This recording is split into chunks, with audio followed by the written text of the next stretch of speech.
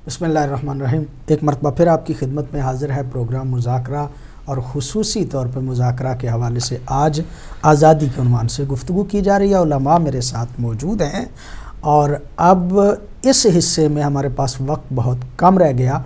थोड़ा सा ये हिस्सा है जिसमें आप भी शामिल हो सकते हैं और उलमा भी मेरे साथ जो हैं वो मौजूद हैं। बुनियादी तौर पे आज़ादी के हवाले से गुफ्तगू की जा रही है और आज़ादी से मुराद वैसे तो बहुत ज़्यादा उसकी वजाहत हम कर चुके, लेकिन आज़ादी आज यौम आज़ादी पाकिस्तान की है और पाकिस्तान के हवाले से ये अर्ज़ किया जाना ज़रूरी तसव्वुर किया जा रहा है कि आज़ादी तो हमने हासिल कर ली। जैसे वो किसी ने, शायद इकबाल ही ने कहा कि मस्जिद तो बना दी शब भर में ईमान की हरारत वालों ने, मन अपना पराया पापी है बरसों में नमाजी बन ना सका। मस्जिदें बनाना आसान है लेकिन मस्जिदों को आबाद करना और वाक़अन अपने पाकीज़ा रूह के साथ आबाद करना ये काम मुश्किल है। मुल्क तो हमें मिल गया, खित्ता तो हमें मिल गया, लेकिन क्या उस खित्ते में आके हमने उस रूह को कायम रखा कि जिसके साथ पाकिस्तान को बनाया गया था? क्या पाकिस्तान में हर बंदे को बराबर के हुकूक मौजूद हैं? क्या आने वाले हर बंदे ने पाकिस्तान ही के मुतल्लिक़ सोचा? क्या पाकिस्तान के हर हुक्मरान जो हैं वो पाकिस्तान की बेहतरी के हवाले से गौर करते रहे, सोचते रहे, या अपने ज़ाती मफादात के हवाले से काम करते रहे? वो जो गुज़श्ता गुज़र गए उनको छोड़िए, जो मौजूद हैं और फिर जो आइंदा के लिए कोशिशें काविशें कर रहे हैं, जो कभी आज़ादी के नाम से, कभी इनकलाब के नाम से, कभी किसी और नाम से, हर दौर में कोई ना कोई इशू लेके लोग आते जाते रहते हैं। क्या ये पाकिस्तान के लिए काम करने पे मरे जाते हैं या अपनी ज़ात को बड़ा बनाने और अपनी ज़ात के हवाले से काम करने के लिए सारे बंदे काम कर रहे हैं? कोई किधर जा रहा है, कोई किधर जा रहा है। क्या पाकिस्तान का दर्द मौजूद है? अगर पाकिस्तान का दर्द ऐसे ही मौजूद है कि जैसे आके टीवी पे कहा जाता है, जैसे अपनी तकरीरों में कहा जाता है, तो फिर करप्शन के केस आए दिन टीवी चैनलों पे देखे ना जाएं, फिर दहशत गर्दों की सरपरस्ती जो है वो ना की जाए, फिर 100 बंदे के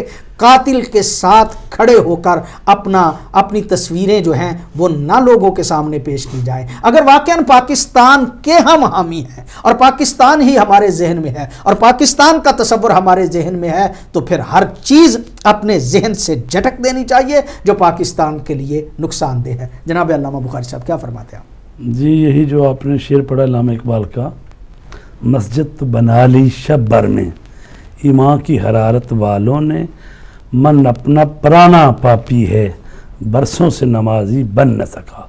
यानी मस्जिद तो बन गई है, ठीक है, अब मस्जिद को जो आबाद करना है वो वही लोग आबाद कर सकते हैं जो उस रब्बे कायनात की तौहीद के मानने वाले हैं और उसके सामने अपनी पेशानियों को झुकाने वाले हैं। यानी मस्जिद को नमाजियों ने आबाद करना होता है, गैर नमाजी तो आबाद नहीं कर सकता। वो ये तो हो सकता है कि चलो चलते चलते कभी आपको चंदा आप मांग रहे हैं जी चलो थोड़े मुँह देता कुछ, वह इल्ला चुके नमाज और बंदगी से ही मस्जिद आबाद होती है। तो ये जो पाकिस्तान अल्हम्दुलिल्लाह हमें ये बेहतरीन टुकड़ा ज़मीन पे मिल गया जिसकी जुग्राफियाई हैसियत और बाकी बहुत अच्छी हैसियत है, मौसम भी अच्छे हैं, और ये हमारे बड़ों ने ये हमें ले दिया कि इसमें आप आज़ादी से रहें और अपने दीन के मुताबिक अपनी ज़िंदगी गुजारें। और मुआशियात के हवाले से भी पहले आप हिंदुस्तान में उनके ज़ेर कब्ज़ा थे, ज़ेर नगीन थे, तो आप रुश्द नहीं पा सकते थे। खुला मंडी है, खुली मार्केट है, आप अपना काम करो। लेकिन मुसीबत वही है कि हम आज़ाद उनसे हुए लेकिन अब हमें ग़ुलाम बना लिया है अपने ही लोगों ने, चंद खानदानों वो कभी वो जी। तो ये बारियां लगी हुई हैं, कभी वो आ जाते हैं कभी वो आ जाते हैं। तो इंसाफ अभी जैसा कि हमारी लाहौर हाई कोर्ट ने भी फैसला दिया कि मसलन उनका जो चल रहा है मार्च और वो कानूनी है या गैर कानूनी है, और वाकई जब हमारे अदालतों से फैसला जी। अस्सलाम वालेकुम। मौलाना हजरात को जी वालेकुम अस्सलाम। नकवी साहब, नकवी बोल रहा हूँ जी ग्लासगो से। जी साहब, सबसे पहले तो आप हजरात को और हर सुनने वाले पाकिस्तानी को जिसका दिल आज आज़ादी की खुशी मना रहा है उसको मुबारकबाद पेश करता हूँ जी। खैर, और आज आपका टॉपिक आज़ादी है। देखें कि पाकिस्तान की جب بنا تھا تو کتنے خون اشام لو اور خون کی ندیاں بہنے کے بعد پاکستان کو آزادی ملی. لیکن اس کا بدقسمتی یہ ہے کہ جنہوں نے پاکستان بنایا تھا قائد اعظم تھے وہ بھی نہ رہے, اور اس کے بعد جو قربانیاں دے کے پاکستان کو بنا کے گئے وہ بھی اس دنیا سے چلے گئے زیادہ تر لوگ. اور یہ آزادی جو اب ہمارے ہاتھ آئی تو وہ ہمیں مفت میں ملی, کیونکہ قربانی دینے والے تو نہ رہے لیکن ہمیں آزاد پاکستان دے گا, جس کی ہم نے قدر یہ کی کہ ہم نے پاکستان کو پہلے 2 لخت کیا, ایک علیحدہ ہو گیا بنگلہ دیش کی شکل میں, اور آج ایک پاکستان ہمارے پاس رہ گیا. تو یہ پاکستان جو اب ہمارے پاس ہے اس کو آپ دیکھیں کہ بدقسمتی ہماری یہ ہے کہ اگر 60 سال پہلے 62 سال پہلے اگر پاکستان آزاد ہوا تھا تو 62 سال کے بعد آج بھی ہم آزادی کا رونا رو رہے ہیں اور آزادی کا نام لے کے ہم پاکستان میں جلسہ جلوس نکال رہے ہیں. یعنی اس کا مطلب ہے کہ 62 سال میں پاکستان آزاد نہیں ہوا اور آج تک نہیں ہوا, اس کا مطلب یہ ہوا. لیکن میں آپ سے یہ ایک سوال کرنا چاہتا ہوں آپ تینوں حضرات سے کہ یہ پاکستان اگر آزاد نہیں ہوا تو کیا اس پاکستان کو تباہ کرنے والوں میں کیا صرف سیاستدان ہی تھے جنہوں نے پاکستان کو تباہ کیا؟ کیا اس پاکستان میں خواجہ شریف جیسے اور افتخار چودھری جیسے ججوں نے پاکستان کو تباہ نہیں کیا؟ کیا ہمارے اندر اتنی جرت نہیں تھی یا نہیں ہے کہ ہم پاکستان کے ایسے لوگوں کو جنہوں نے اداروں کو بدنام کرنے کی کوشش کی ان کا نام لینے سے ہم آج بھی گھبراتے ہیں اور نام لینے سے آج بھی کتراتے ہیں؟ تو جب تک ہم آزادی تو مانگ رہے ہیں لیکن آزادی کو اس طریقے سے مانگے کہ جو پاکستان کو تباہ کر رہے ہیں ان کو کوئی پوچھے بھی نہ, ان کا نام لینے سے بھی ڈریں, تو کیا پھر ہم آزاد ہو جائیں گے؟ کیا ہماری آزادی مل جائے گی ہمیں؟ کیا ادارے آزاد ہو جائیں گے ایسی کالی بھیڑوں سے؟ تو سب سے پہلے تو ہم نے ان لوگوں سے آزاد کروانا ہے پاکستان کو جو اس قسم کے لوگ ہیں. پھر ہم نے دوسری بات یہ دیکھنی ہے کہ مجھے یہ بتائیں کہ پاکستان میں آپ کہتے ہیں کہ غریب عوام گیس پانی بجلی کی وجہ سے مر رہے ہیں بھوک سے, اور پاکستان کا اگر وزیر اعظم 75 کروڑ روپے کی گاڑی باندھ کے اسمبلی میں جائے تو کیا پاکستان غریب ہے؟ 7000 ایکڑ میں محل میں رہے اگر پاکستان کا وزیر اعظم تو کیا پاکستان غریب ہے؟ تو جب ہم ان لوگوں کو دیکھتے ہیں تو ان لوگوں کا محاسبہ کرنے کی ہم کوشش نہیں کرتے بلکہ ان سے نام لینے سے بھی ڈرتے ہیں, تو کیا ہمیں آزادی مل جائے گی؟ کیا ان کے پنجوں سے ہم نکل سکیں گے؟ ہم نہیں نکل پائیں گے تب تک جب تک ان لوگوں کے سے پنجوں کو ہم آزاد نہ ہوں. اور میں یہ کہنا چاہتا ہوں کہ پاکستان کو آزاد کرنے کے لیے سب سے پہلے ہم نے ایسے لوگوں کو, ایسے جلادوں کو جو پاکستان کا خون چوس رہے ہیں اور ساری دولت باہر لے کے جا رہے ہیں اور باہر جا کے اپنے پاکستان کو بنانے کی کوشش کر رہے ہیں اپنی مرضی کا, تو ایسے لوگوں سے جب تک ہم آزاد نہیں ہوں گے تب تک ہمیں پاکستان کی آزادی جو ہے نا نصیب نہیں ہوگی. ہمیں سب سے پہلے ان سے آزاد ہونا ہوگا, پھر پاکستان کو ہم آزاد سمجھیں گے. تھینک یو جی, مہربانی, شکریہ. بڑی نوازش نقوی صاحب, آپ کی تجاویز بھی یقیناً پوری قوم نے سنی. جی قبلہ نجم الحسن صاحب, کیا فرماتے ہیں آپ آزادی کے حوالے سے اور پھر پاکستان کے موجودہ حالات کے حوالے سے؟ پہلے ایک بات ہوئی اشارتاً, ایسا نہیں ہے کہ گزشتہ 67 سال کے اندر پاکستان میں کچھ بھی نہیں ہوا. یعنی اگر اس کو دیکھا جائے, کمپیریزن کیا جائے تو جو ہونا چاہیے تھا اس کے مقابلے میں ہم کہتے ہیں کہ کچھ نہیں ہوا. مثلا پاکستان جب بنا تو کارخانے کتنے تھے, پاکستان بنا تو یونیورسٹیاں کتنی تھیں, پاکستان بنا تو آپ کا جو سڑکوں کا نظام ہے وہ کیسا تھا, پاکستان بنا تو مثلا اور بہت ساری چیزیں ہیں, بہت ساری کامیابیاں ہوئی بھی ہیں. یعنی اس کو ہم صرف اس کلی تناظر میں دیکھتے ہیں کہ کلی طور پہ جو ہونا چاہیے تھا کاش کہ ویسا ہوتا تو آج پاکستان دنیا میں کہیں اور بڑے مطلب مقام پہ ہوتا, قوموں کی صف میں ہوتا. آج تو مشکل یہ ہے کہ ان بدبخت اور بدمست حکمرانوں کی بدعملیوں کی وجہ سے پاکستانی پاسپورٹ کے جو حالات ہیں دنیا کے اندر یعنی شرمناک ہیں. یعنی واقعاً یعنی پاکستانی پاسپورٹ کی کوئی ویلیو نہیں ہے, وہ ان حکمرانوں کی وجہ سے ہے, نہ قوم کی وجہ سے. بحیثیت قوم دیکھیں کہ خوبیاں خرابیاں قوموں میں ہوتی ہیں. اگر قومیں درست ہوتی تو اللہ تعالیٰ 1,24,000 انبیاء کو نہ بھیجتا. لیکن اس کے باوجود پاکستان کا خطہ ایسا ہے, میں اپنی پوری دیانتداری کے ساتھ یہ بات عرض کرنے لگا ہوں, پاکستان کا خطہ یہ ہے کہ یہاں کے باسی کسی بھی مذہب کے ہوں، کسی بھی مکتب کے ہوں، بلا کسی امتیاز کے، مذہب کے نام پہ آج بھی لوگ مخلص ہیں. جی مشکل یہ ہے کہ یہ جو قیادتیں ہیں جو بدبخت ہیں، یہ ایکسپلائٹ کرتی ہیں قوم کو. مذہب کے نام پہ ایک آدمی مارنے مرنے کو تیار ہے، وہ کسی بھی مکتب فکر کا ہو. بنیادی طور پہ وہ اصل نظام نہیں آیا. دین بنیادی طور پہ کیا میسج لے کر آیا تھا؟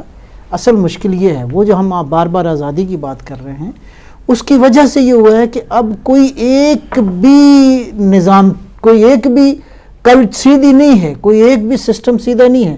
عدالتوں کے اندر مشکلات ہیں، آپ کا جو حکومتوں کا بیوروکریسی کا سسٹم ہے اس کے اندر خرابیاں ہیں. اسی طرح مطلب ہے باقی زندگی کے جتنی شعبہ حیات ہیں وہاں پہ مطلب ہے کہیں نہ کہیں خرابیاں موجود ہیں.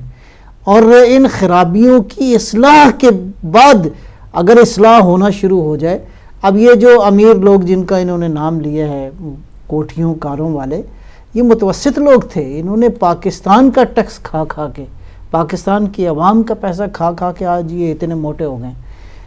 مشکل یہ ہے کہ پاکستانی عوام کو کیا ملا، قوم کو کیا ملا.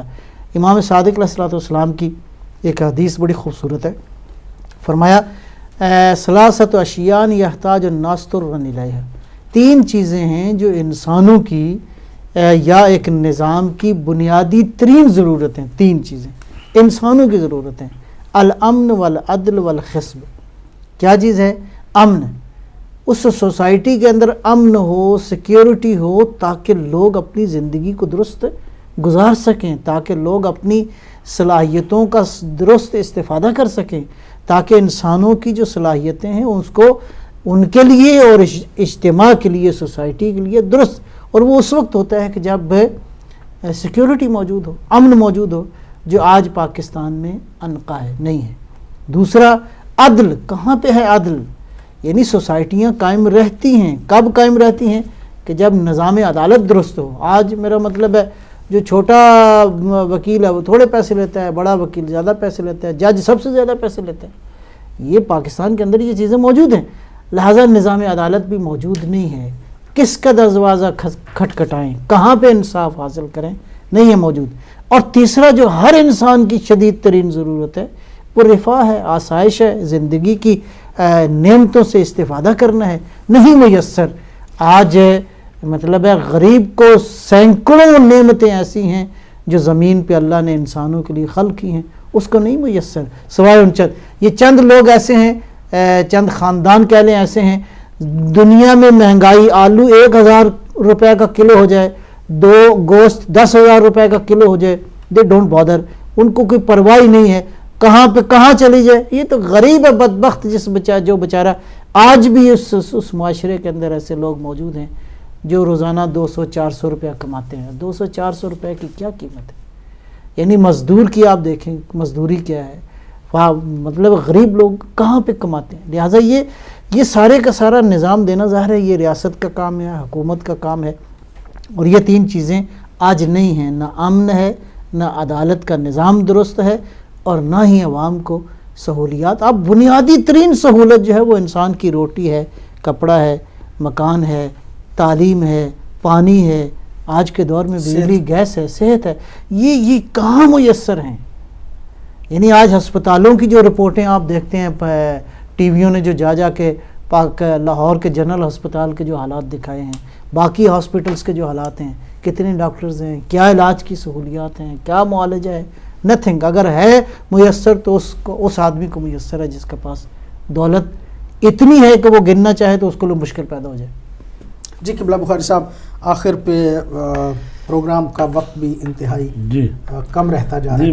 جی میں 3-4 منٹ میں خلاصہ کروں کہ چونکہ ہمارا ٹاپک آزادی تھا، ٹھیک، اور آزادی کا مطلب یہ ہوتا ہے کہ ایک زندہ وجود کے لیے، اس کے لیے باقی رہنے کے لیے، رشد و نمو کرنے کے لیے، اس کے تکامل کے لیے جن چیزوں کی ضرورت ہوتی ہے ان میں رکاوٹ نہ ڈالی جائے تو کہا جاتا ہے کہ یہ اس کو آزادی نصیب ہے. لیکن اگر ان میں رکاوٹ ڈال دی جائے تو کہا جاتا ہے کہ اس کو آزادی حاصل نہیں ہے. تو لہٰذا آزادی جو ہے وہ انسان کی حیات اور تکامل کے لیے ایک لازمی چیز ہے، ٹھیک ہے۔ تو لہٰذا حقیقی آزادی کب حاصل ہوتی ہے؟ اگر ایک انسان دوسرے انسان سے آزادی حاصل کر بھی لے، ایک قوم دوسری قوم سے جسمانی آزادی حاصل کر بھی لے، اپنا گھر علیحدہ بنا لے، اپنا ملک علیحدہ بنائے، جب تک اس کی فکری آزادی نہ ہو، اپنی فکر میں آزاد نہ ہو، دوسروں کی تقلید کرے اور دوسروں کے حکم مانے یا دوسروں کو اپنا ولی اور اولیاء بنا لے، کہ جس کی قرآن نے مذمت کی ہے کہ ایسے لوگوں کو جو عدوی و عدوکم ہو، جو میرا دشمن ہو اور تمہارا دشمن ہو، اس کو اپنا اولیاء اور سرپرست نہ بناؤ۔ تو جن قوموں کے لیڈروں نے ایسے لوگوں کو جو کہ طاغوت ہیں، جو کہ کافر ہیں، جو کہ انسانیت کے دشمن ہیں، ان کو اپنا اولیاء اور سرپرست بنایا ہو اور فکری طور پر آزاد نہ ہو، تو وہ قومیں جو ہیں وہ کبھی بھی حقیقی آزادی حاصل نہیں کر سکتی جب تک کہ فکری آزادی اور آزادی معنوی ان کو حاصل نہ ہو۔ بڑی نوازش قبلہ، آپ کی بڑی مہربانی قبلہ، آپ کی آج کا پروگرام آزادی کے عنوان سے آپ کی خدمت عالیہ میں پیش کیا گیا۔ کوشش کی گئی کہ بیلنس کر کے اس بات کو آپ کی خدمت میں پیش کیا جائے۔ یقینی طور پہ اس میں کوئی شک نہیں کہ ہمیں ایک خطہ ارض ملا جو مذہب کے نام پہ تھا، اسلام کے نام پہ تھا، لا الہ الا اللہ کے نام پہ تھا، اور چونکہ اس کے بنانے والوں کی نیت خالص تھی، یقیناً انہوں نے خلوص نیت کے ساتھ اسلام کے نام پہ اس خطہ ارض کو حاصل کیا۔ بہت زیادہ کمیاں ہیں، بہت زیادہ اس میں کمزوریاں ہیں، لیکن باوجود کمیوں کے، باوجود کمزوریوں کے، پھر بھی وہ خطہ ارض اسلام میں اور مسلمانوں میں ایک ممتاز حیثیت رکھتا ہے۔ آج بھی پاکستان کا نام، اگرچہ بدبخت اور ایسے لوگ کہ جو اسلام کو بھی بدنام کر رہے ہیں اور پاکستان کو بھی بدنام کر رہے ہیں، یقینی طور پہ انہوں نے پاکستان کے نام کو پوری دنیا میں بدنام کرنے کی کوشش کی، لیکن پاکستان اپنے بانیوں، اپنے بنانے والوں کے خلوص نیت کی بنیاد پہ آج بھی قائم ہے اور ہمیشہ قائم و دائم رہے گا۔ مایوسی کی باتیں نہیں، بلکہ اس کی بہتری کے لیے جو ہے وہ باتیں کی جاتی ہیں۔ جو ایک سسٹم خراب ہے، ایک نظام جو ہے وہ خراب ہے، اس نظام کے حوالے سے گفتگو کی جاتی ہے، اس نظام کی بہتری کے لیے۔ اور قبلہ نے بہت اچھی بات کی، یقینی طور پہ آج بھی اگر پاکستان کے ادارے جو ہیں وہ مستحکم کر دیے جائیں۔ پہلی بات تو یہ کہ پاکستان کے قانون کو تمام مکاتب فکر کے علماء نے بیٹھ کے بنایا، اور بہت اچھا قانون ہے، بہت اچھا آئین ہے۔ پاکستان کا قانون و آئین وہ ہے کہ جس میں یہ طے کر دیا گیا کہ اسلام کے خلاف کوئی بات نہیں ہوگی۔ یقینی طور پہ وہ مسلمانوں کا، یعنی اکثریتی مسلمانوں کا ملک ہے، اور اس میں اسلام ہی نافذ ہوگا، لیکن اسلام کے نافذ کرنے والوں کی نیتیں خالص ہونی چاہیے۔ ہر ادارہ جو ہے اس کو اپنی اپنی حد میں رہ کے کام کرنا چاہیے اور مستحکم ہونا چاہیے۔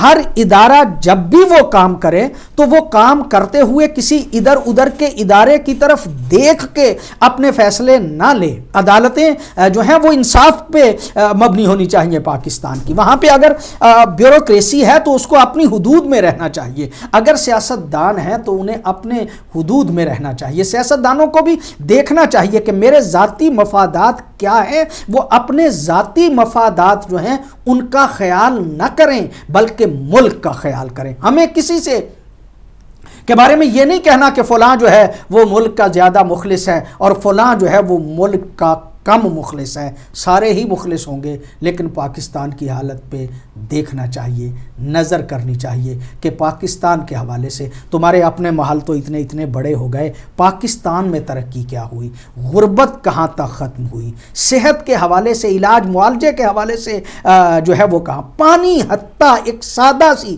ضرورت جو پانی ہے وہ بھی پاکستان کے لوگوں کو میسر نہیں ہے، بجلی میسر نہیں ہے، گیس میسر نہیں ہے، کتنی لمبی لوڈ شیڈنگ جو ہے وہ ہو رہی ہے، گیس کی لوڈ شیڈنگ جو ہے وہ ہو رہی ہے۔ اس حوالے سے کام کرنے کی ضرورت ہے، اداروں کے حوالے سے کام کرنے کی ضرورت ہے کہ اداروں کو مضبوط کیا جائے، اداروں کو مستحکم کیا جائے۔ میں سمجھتا ہوں یہ بات پتہ نہیں سیاستدان اس کو کس عنوان سے لے، لیکن اس ملک میں ایک ادارہ ہے جس کو فوج کہا جاتا ہے۔ فوج کی خرابیاں اپنے طور پہ، جو حکمران فوج کی طرف سے آئے جو خرابیاں انہوں نے کی وہ یقینی طور پہ پوری دنیا کے سامنے ہے، اور ان خرابیوں کا دفاع کرنا بھی ممکن نہیں، لیکن واقعاً کوئی جو ہے وہ بلوچستان کا نمائندہ ہے، کوئی سندھ کا نمائندہ ہے، کوئی پنجاب کا نمائندہ ہے، اور کوئی سیاسی جماعت جو ہے وہ صوبہ سرحد جو سابقہ ہوا کرتا تھا اس کی نمائندگی کرتے ہیں۔ پورے پاکستان کے حوالے سے کون سوچتا ہے اور پورے پاکستان کے حوالے سے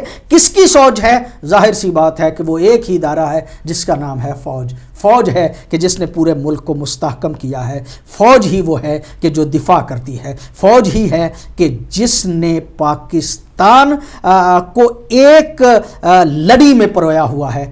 یقینی طور پہ اگر ہمارے سارے ادارے اسی طرح ہو جائیں پاکستان یقیناً ترقی کرے گا۔ آج کے پروگرام سے محمد اصغر یزدانی کو اجازت دیجیے۔ السلام علیکم ورحمۃ اللہ وبرکاتہ۔